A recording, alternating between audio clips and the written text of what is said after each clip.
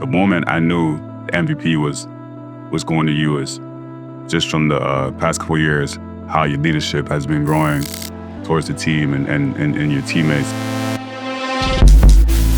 From when I first got here in 2020 to this year in 2025, and just seeing the growth and the steps he's taken, being a leader for our team, it makes him the MVP in my eyes. His 50% is a lot of people's 100%. He's a guy that it doesn't happen by chance. He puts the work in, he gets the results. As a great player, it's hard to get much better at something without losing your strengths in other areas. But when I saw him continue to get better in other areas of his game, I knew he was going to be MVP this season. Alexander still scoring with ease. I knew Shai was the MVP about a month into the season when I would look up at the end of the third quarter and he'd have 35, 6, and 8, and a couple steals, and it felt like he was just playing a regular game.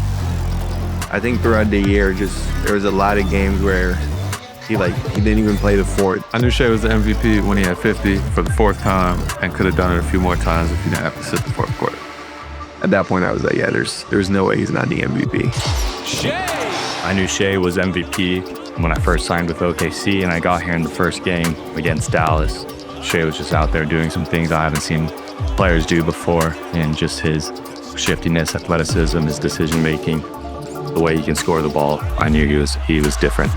SGA with the transition layup off the turnover. I think his MVP moment for me this year was we were in Golden State. We were up big at the time, and they made a really big comeback. And then the biggest shot of the night, he hits a step-back three to kind of ice the game. And just kind of like from there, like that approach and just kind of like the season that he had up until that point was just kind of like right on brand for what he was doing all year. The first time I realized that Shai was the MVP was the first time we played Boston at home. The way that he led the team, making comeback in the second half. And it's White. Tatum had a free dunk, and Shai put in the effort to go down, block the shot, and we got the ball back.